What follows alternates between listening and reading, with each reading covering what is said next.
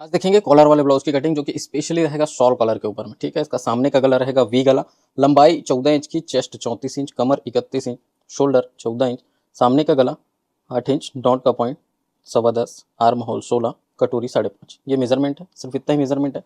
और आगे इस वीडियो में आपको शॉल कॉलर की कटिंग को भी लास्ट में पूरा बताया जाएगा। वीडियो को पूरा लास्ट तक देखना। चलिए फ्रेंड शुरू करते हैं। सबसे पहले हम काटेंगे इसमें पीछे का पल्ला और उसके बाद काटेंगे सामने का पल्ला। ये जो पैटर्न रहेगा कटोरी वाले ब्लाउज पर रहेगा। बहुत ही डिफरेंट यूनिक टॉपिक लेकर के आया हूँ।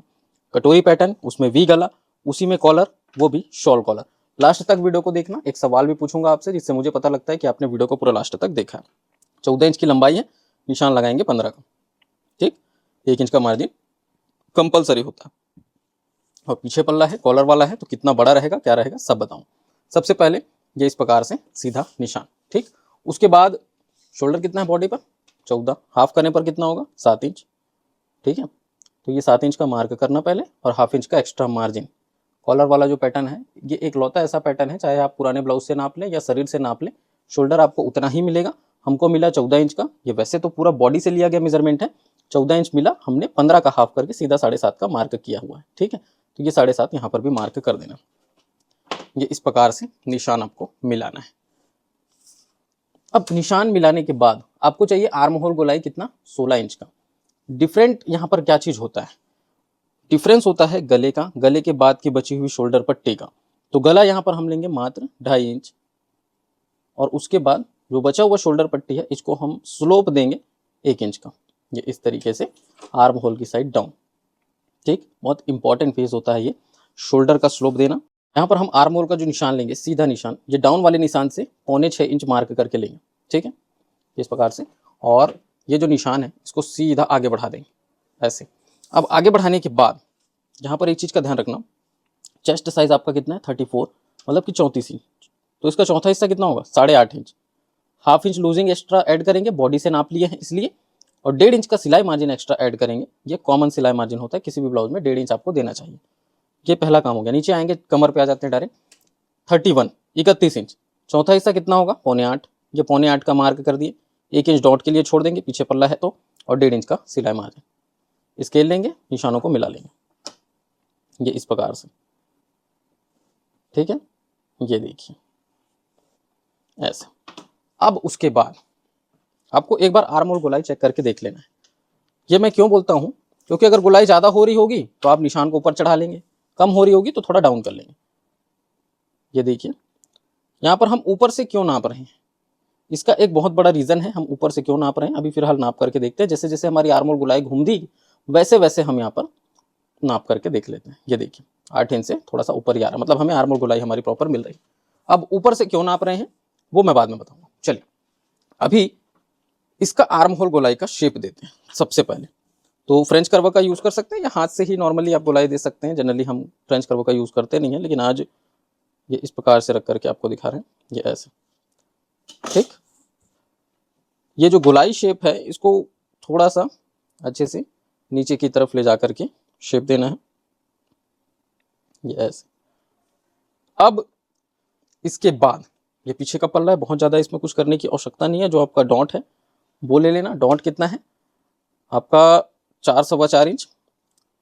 और ये कैसे डिसाइड होता है कि कितना इंच लेना है, देखो पीछे पल्ले का जो डॉट है वो ऑन एन एवरेज लिया जाता है, ये कभी किसी मेजरमेंट के आधार पर नहीं लिया जाता। ठीक है, अपने हिसाब से अंदाज से लिया जाता है। अब इसका सटीक तरीका क्या है, आप लोग बोलेंगे सर इसका सटीक तरीका क्या है।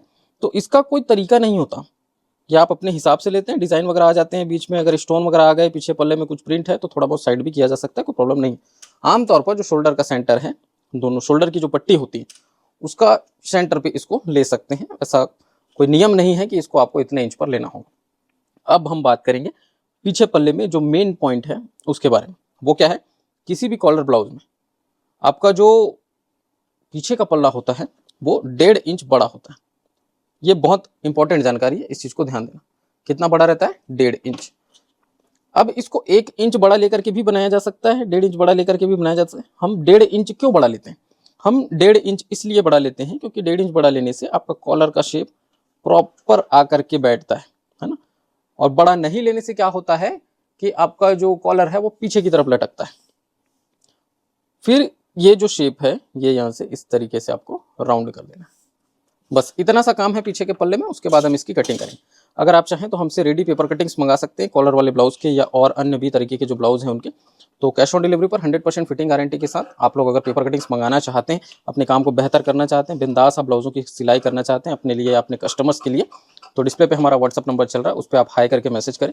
पूरी डिटेल्स आप पेपर कटिंग की ले सकते हैं, हमारे पास पेपर कटिंग की सारी रेंज अवेलेबल है। तो एक बार प्राइस लिस्ट और उसका पूरा डिटेल आप चेकआउट जरूर करें, है ना। इंक्वायरी करने के कोई भी चार्जेस नहीं लगते, तो आप इंक्वायरी एटलीस्ट जरूर कीजिए, उसके बाद आप मंगा सकते हैं। तो ये इस प्रकार से हमने इसकी कटिंग कंप्लीट कर दी है। अब हम इस निशान को एज इट इज कॉपी करेंगे। देखिए, कॉपी करने पर एक चीज का विशेष ध्यान देना कि पीछे पल्ले बस को 1.5 इंच बड़ा लिया जाता है, सामने पल्ले को नहीं लिया जाता। तो हम इसको क्या करेंगे, सामने पल्ले को 1.5 इंच छोटा रखेंगे आप, तो ये जो 1.5 इंच बड़ा लिया गया इसको फोल्ड कर देंगे। एकदम सिंपल सा लॉजिक है। फोल्ड करने के बाद एज इट इज इसको कॉपी कर लेना है। ठीक, तो इसको कर लेते हैं फटाफट कॉपी, उसके बाद आगे देखते हैं। तो देखिए, ये हमने पूरा कॉपी कर दिया, उठा लेते हैं इसको। ठीक है, गले का ये मार्किंग कर देते हैं, मार्किंग करने के बाद उठा लेंगे। पीछे पल्ला जो 1.5 इंच हमने फोल्ड किया था उसको खोल देंगे। सबसे पहले आर्म होल का निशान, जो यहाँ पर आपको डॉटेड लाइन दिख रही है, इसको एक प्रॉपर गहरा शेप देना है। 1.25 इंच गहरा शेप होना चाहिए, ये इस तरीके से। आर्म होल के बारे में डिटेल वीडियोस ऑलरेडी बहुत सारी चैनल पर डली हुई है, जाकर के आप लोग देख सकते हैं। बहुत ज़्यादा डीप में नहीं जाऊँगा, यहाँ से 1.25 इंच का गैप होना चाहिए। अब आते हैं फ्रंट नेक पर। सामने का गला, शोल्डर का 1/2 इंच मार्जिन छोड़ करके 8 इंच का गला है तो 8 इंच का मार्किंग कर लेंगे। आपके केस में 7.5 है तो 7.5 कर लेना, 7 है तो 7 कर लेना। वी नेक है इसलिए ये इस तरीके से तिरछा शेप देंगे पहले, और उसके बाद राउंड वी बनाना है तो ये हल्का सा राउंड ऐसे कर देंगे डॉटेड लाइन से। ठीक, वी नेक में 8 इंच तक का डीप गला चल जाता है, कोई प्रॉब्लम नहीं होती, क्योंकि नीचे उसका भाग जो है वो सकरा रहता है। अब कटोरी वाला पैटर्न है, हम बनाएंगे कटोरी ब्लाउज, ध्यान देना। तो वी नेक तो बना दिए, आर्म होल गहरा कर दिए। अब कटोरी पैटर्न बनाने के लिए हमें 2 निशानों की आवश्यकता है। पहला तो डॉट पॉइंट, दूसरा बेल्ट का निशान। तो यहाँ पर बेल्ट जो हम लेंगे, बेल्ट की चौड़ाई, ये टोटली डिपेंड करता है कि आपका जो कस्टमर है वो कितना इंच चौड़ा बेल्ट चाहता है। हम यहाँ पर 2.25 इंच का बेल्ट ले लेते हैं। ठीक है, ये देखिए, बहुत ज़्यादा चौड़ा बेल्ट लेने से परेशानी क्या आती है, कटोरी जो है वो ऊपर चढ़ता है। ठीक है, और ऐसा नहीं है कि सभी साइज़ों में 2.25 इंच लेना है। ये जो है डिपेंड करता है कस्टमर किस तरीके से चाहता है। किसी किसी को ऊपर चढ़ा हुआ कटोरी पसंद नहीं होता, किसी किसी को चौड़ा बेल्ट पसंद होता है, तो वो थोड़ा सा अपनी अपनी चॉइस पे डिपेंड करता है। On an average 2.25 inch 2.5 inch का बेल्ट सफिशिएंट होता है मीडियम साइजों के लिए। अब उसके बाद यहाँ पर एक और जो निशान है वो है कटोरी का। कटोरी है 5.5 इंच की, तो डायरेक्ट 5.5 इंच यहाँ पर लेंगे ऐसे, और यहाँ पर भी 5.5 इंच ले लेंगे। बेल्ट निशान पर लेना ही लेना है, थोड़ा ऊपर आकर के भी लेना है, स्केल से निशानों को मिला लेना है। मिलाने के बाद कटोरी का पहले सेंटर लेंगे। 5.5 का हाफ कितना होता है, 2.25, तो ये 2.25 का मार्क करें। फिर शोल्डर पर 1/2 इंच छोड़ करके, 1/2 इंच का सिलाई मार्जिन छोड़ के डॉट का पॉइंट लेना है। कितना डॉट का पॉइंट, 10.25, तो ये 10.25 इस प्रकार से ले लें। ठीक है, अब यहां पर आपके बेल्ट निशान से आपका जो डॉट पॉइंट है वो काफी ऊपर दिख रहा है, इससे कोई फर्क पड़ता नहीं है, जितना भी ऊपर है रहने दीजिए, कोई प्रॉब्लम नहीं होगी। ठीक है, इसके बाद जो है 1.25 इंच या 1 इंच का बेल्ट राउंड शेप देना है। अपने हिसाब से दे सकते हैं, 1.25 इंच भी दे सकते हैं, 1 इंच भी दे सकते हैं।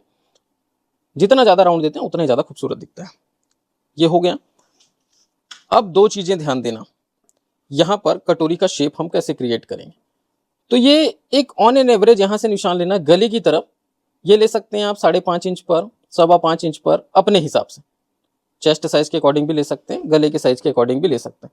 और इसको इस तरह से मिलाने से पहले एक और निशान ले लेना आर्म होल की तरफ से। वो कौन सा निशान है, आर्म होल का जो गोलाई घुमा है यहां से इस तरीके से, ये आप 3 इंच का निशान ले लेना ऐसे। अगर फ्रंट आर्म होल की गोलाई से नाप रहे हैं तो 2.5 इंच का निशान भी ले सकते हैं। फिर इसको ऐसे मिला लेना। ठीक, मिलाने के बाद हल्का सा राउंड देना है कटोरी में, ये बस ऐसे। इतना करने से आपका ये फ्रंट कटोरी ब्लाउज रेडी हो जाता है। बहुत ज्यादा इसमें और कुछ करने की आवश्यकता नहीं पड़ेगी। देखिए, आपको बनाना है डायरेक्ट कपड़े पर कटिंग का फॉर्मूला। तो नीचे बेल्ट पर 1.25 इंच का अलग से मार्जिन दे देना, क्योंकि ये बेल्ट पर मार्जिन कंपलसरी होता है बेल्ट वाले ब्लाउजों में। बेल्ट वाला ब्लाउज मतलब जिन जिन ब्लाउजों में बेल्ट लगता है, चाहे वो कटोरी वाला हो, चाहे 4 डॉट वाला हो, चाहे सिंगल डॉट वाला हो, चाहे कोई भी पैटर्न जिसमें बेल्ट लग रहा है, चाहे वो सब सांची ही क्यों ना हो, बेल्ट लग रहा है मतलब मार्जिन जरूरी। अब यहां पर कटिंग स्टार्ट करते हैं। ये इस प्रकार से, जैसा मैंने कहा, अगर आप लोगों को रेडी पेपर कटिंग्स चाहिए, डिस्प्ले पे हमारा व्हाट्सअप नंबर चल रहा है। कैश ऑन डिलीवरी पर 100% फिटिंग गारंटी के साथ पेपर कटिंग्स मंगाइए और अपने काम को बेहतर बना सकते हैं। अपने कस्टमर्स के कपड़े बहुत अच्छे तरीके से सिल सकते हैं। खुद के लिए मंगाना है तो खुद के लिए भी मंगा सकते हैं। व्हाट्सअप करिए, पूरी इंक्वायरी कीजिए और पेपर कटिंग्स तुरंत ऑर्डर कीजिए। अभी देखिए ये पूरे कटिंग कर लेते हैं, उसके बाद हम आगे बढ़ते हैं।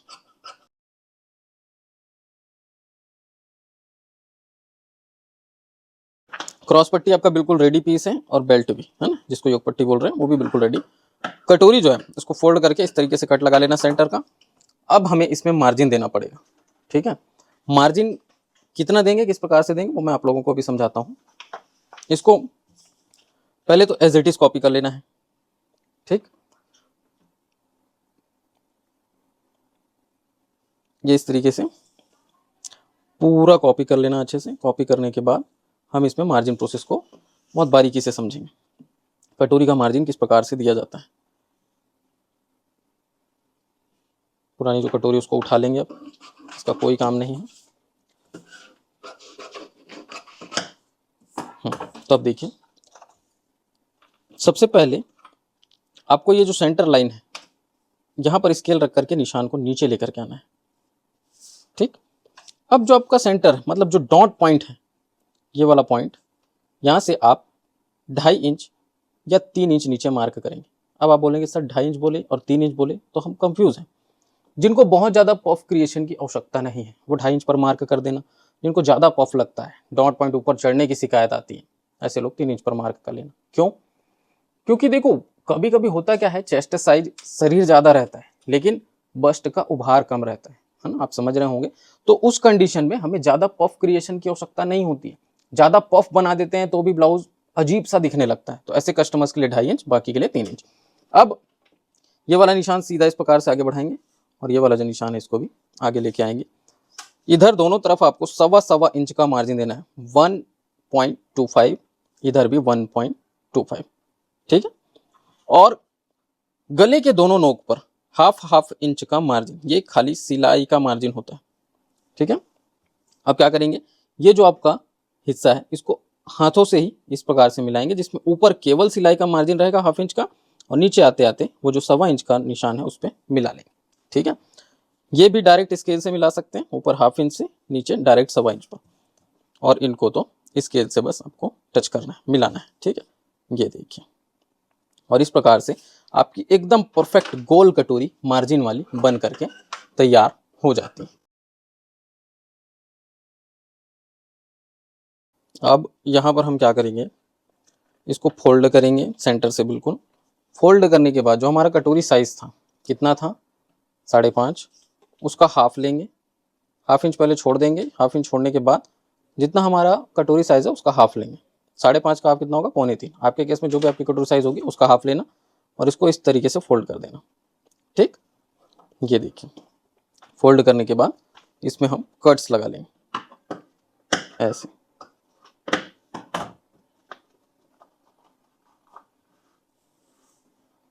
और ये जो आपका बेल्ट है ये कटोरी में इस प्रकार से जाके अटैच हो जाएगा। मान लो थोड़ा बहुत आपको मिलाने की आवश्यकता पड़ रही है तो ये ऐसे रख करके मिला सकते हैं। बेल्ट का राउंडिंग शेप एकदम प्रॉपर आकर के कटोरी में बैठ जाएगी, ठीक है। अब ये आपका फ्रंट बिल्कुल रेडी है। बैक पार्ट ऑलरेडी हमने कटिंग कर दिया हुआ। तो अब अंत में बात आती है कॉलर कटिंग करने की, ठीक है। कॉलर कटिंग करने के लिए हमें सबसे पहले पेपर लेना होगा डबल फोल्ड।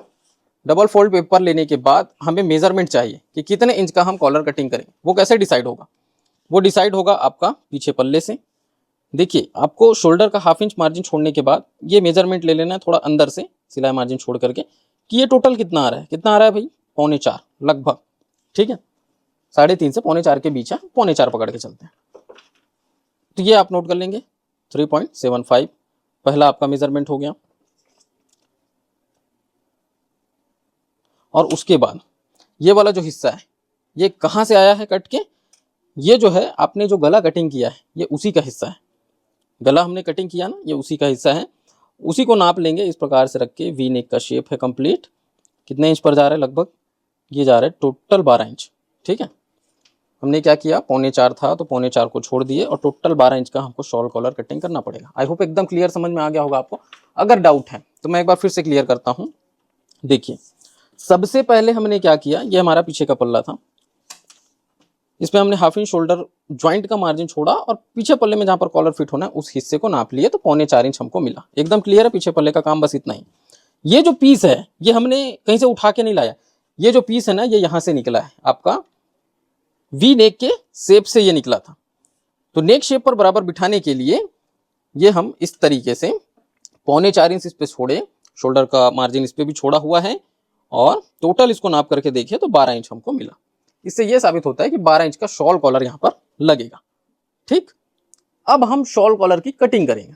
ये येलो कलर पर समझते हैं शॉल कॉलर की कटिंग। 12 इंच चाहिए आपको, तो आपको इस तरीके से निशान लेना होगा, कंप्लीट 13 इंच का ले लेना, 1 इंच मार्जिन ले लेना। ठीक है, अब उसके बाद इसको हम फोल्ड कर लेंगे, डबल फोल्ड करना होगा। डबल फोल्ड करने के बाद ही हमारी कॉलर की कटिंग होगी। एकदम क्लियर है। एक्स्ट्रा जो बच रहा है उसको आप काट के निकाल सकते हैं, उसको बाहर कर सकते हैं, फिलहाल नहीं भी करेंगे तो चलेगा, बाद में काट देंगे। ठीक है, अब यहां पर एक सीधा निशान ले लेते हैं पहले तो, ताकि आपको स्पष्ट रूप से निशान दिखाई दे और क्लियर समझ में आए। ये देखिए, ये ऐसे। अब यहां पर शॉल कॉलर के लिए हम लगभग 2.25 इंच चौड़ा ये मार्क करेंगे।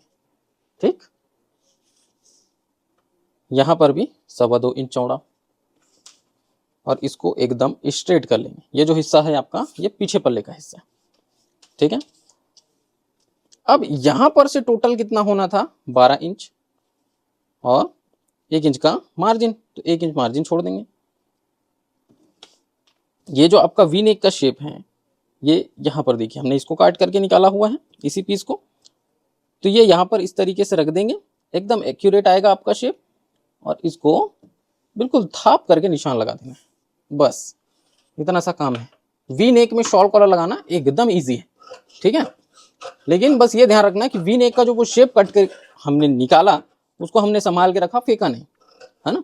तो उसको आप अगर संभाल के रखेंगे तो उसकी सहायता से एकदम इजीली शॉल कॉलर की कटिंग की जा सकती है। बहुत ज्यादा कुछ मेजरमेंट लेने की आवश्यकता नहीं, कुछ तामझाम करने की आवश्यकता नहीं, बस ये क्लियर करना होगा कि कितने इंच का शॉल कॉलर आपको लगना है। ये देखिए, आई होप आपको ये वीडियो समझ में आया होगा। अगर कहीं पर भी कुछ भी डाउट है, आप इन वीडियो को पीछे करके भी देख सकते हैं, स्लो करके देख सकते हैं, स्पीड करके देख सकते हैं। यूट्यूब ने सारी फैसिलिटीज आपको दे रखी है। ठीक है, तो ये शॉल कॉलर का जो ब्लाउज है, ये आपको कैसा लगा कमेंट करके बताना। और मुझे लगता है कि इस वीडियो में मैंने सारी जानकारी क्लियर कर दी। आस्तीन का कटिंग स्किप किया है, क्योंकि आस्तीन कटिंग सब में सेम होता है। ठीक है, आपने अगर वीडियो को अंत तक देखा हुआ है तो मेरा प्रश्न यही है कि इस वीडियो में जो शॉल कॉलर लिया गया है वो कितने इंच का काटा गया है, कॉलर की कटिंग कितने इंच की हुई है शॉल कॉलर की, ये आप मुझे कमेंट करके बताएंगे, मैं समझ जाऊंगा आपने वीडियो को पूरा अंत तक देखा हुआ है। तो मिलते हैं नेक्स्ट वीडियो में, तब तक के लिए जय हिंद, वंदे मातरम। वीडियो पसंद आए तो लाइक और शेयर कर दीजिएगा।